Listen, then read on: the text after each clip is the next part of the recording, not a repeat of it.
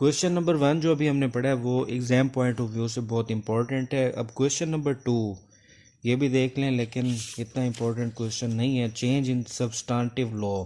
अगर substantive law में तब्दीली होती है, सब्सटेंस कहते हैं कानून असल को। एक कानून असल होता है, दूसरा कानून तरीका यानी प्रोसीजरल लॉ। दो तरह के कवानीन होते हैं।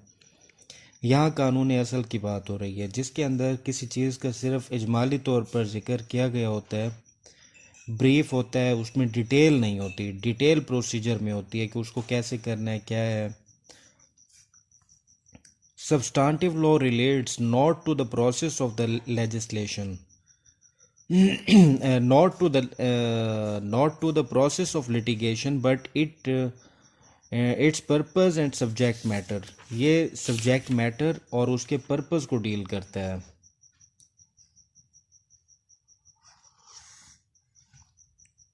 ऑपरेशन ऑफ स्टैचूट्स के हवाले से दो तरह के ऑपरेशंस होते हैं, एक रिट्रोस्पेक्टिव, एक प्रोस्पेक्टिव। प्रोस्पेक्टिव का मतलब होता है कि आने वाले वक्त पे लागू होने वाली तब्दीली।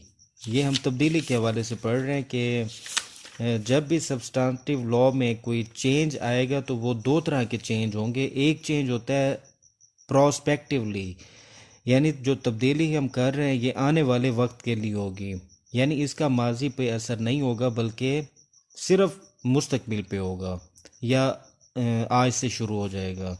A statute of law which operates and regulates the future acts or transaction is prospective statute। ऐसे कानून मौजूदा पार्लियामेंट के वज़ा करदा कवानीन जिनका असर आने वाले वक्त के लिए हो उन्हें कहते हैं prospectively.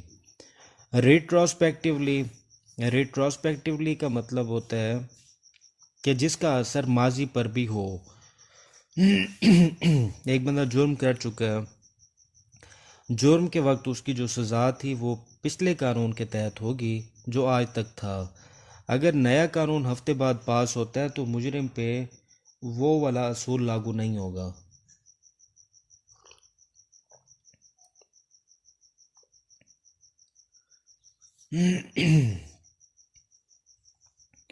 Retrospectively, a statute which creates a new obligation or imposes a new duty or attaches a new obligation or in respect to the transaction or considerations already passed। ये एक ऐसे काम के मुतालिक है जो माजी में हो चुका है, यानी जुर्म माजी में हो चुका है और इस पे सज़ा अब लागू हो रही है। जैसे हमारे यहाँ मिलिट्री कोर्ट्स बनी थी, जिन लोगों ने मुशर्रफ केस में हमला किया हुआ था उनको भी डेथ पेनल्टी नए कानून के तहत दे दी गई थी, यानी उसका असर बमाजी लिया गया था, रेट्रोस्पेक्टिवली लिया गया था। General rule regarding operation of statute. आम असूल ये है, ये तो हमने पढ़ लिया ना कि प्रोस्पेक्टिवली क्या होते हैं और रिट्रोस्पेक्टिवली क्या होते हैं, लेकिन आम असूल ये है कि जब भी कोई कानून बनता है उसका असर प्रोस्पेक्टिवली लिया जाता है, यानी आने वाले वक्त पर लिया जाता है। रिट्रोस्पेक्टिवली नहीं लिया जाता, यानी असर बमाजी नहीं लिया जाता।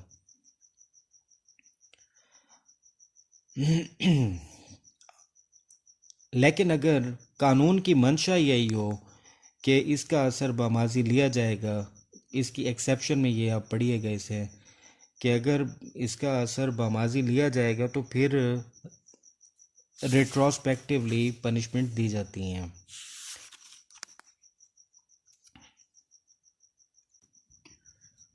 नेक्स्ट टॉपिक है प्रोविजो क्लॉज। ये एक इम्पोर्टेंट टॉपिक है।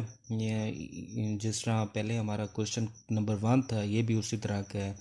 अक्सर एग्जाम में आ जाता है कि प्रोविजो, डिस्कस द प्रोविजो या प्रोविजो क्लॉज। क्लॉज होती है बेसिक आर्टिकल या कोई शिक या कोई section,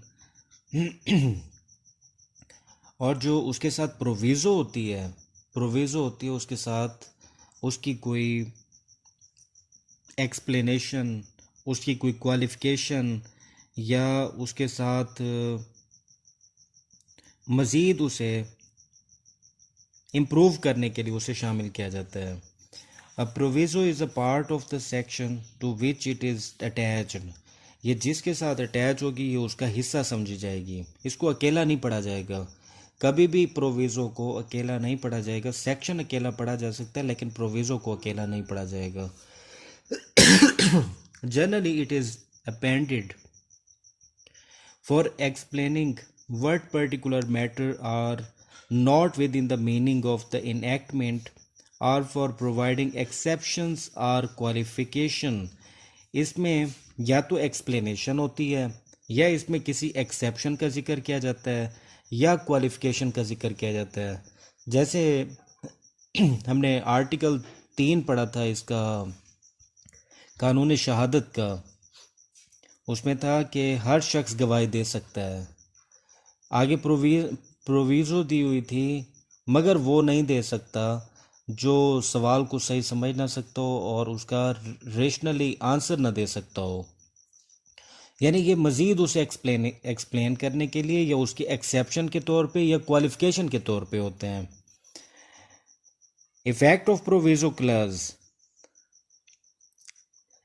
The effect of an accepting or qualifying proviso is to accept out and the preceding portion of the enactment are to qualify something enacted therein but for the proviso would be within it। अगर इसको exception के तौर पे शामिल किया गया है, यानी एक्ट की जो बेसिक सेक्शन है उस सेक्शन में से इस बात को हम एक्सेप्ट कर लेंगे यानी निकाल देंगे। अगर क्वालिफाइंग के तौर पे है तो फिर हम उसमें इसको एज अ क्वालिफिकेशन डाल देंगे, या अगर इसको उसने शामिल किया है एक्सप्लेनेशन के तौर पे तो फिर इसको हम एक्सप्लेनेशन समझेंगे, यानी इसका असर वही होगा जो उसने हमें दिया होगा। Scope of proviso clause. Proviso added to main section cannot considered in isolation। इसको अकेला नहीं पढ़ेंगे हम, but along with हम इसे साथ ही पढ़ेंगे। किसके साथ? सेक्शन इसका बेसिक प्रिंसिपल कहलाएगा। बेसिक प्रिंसिपल के मातहत ही ये प्रोविज़ो होगी, प्रोविज़ो अलग कंसीडर कभी भी नहीं होगी।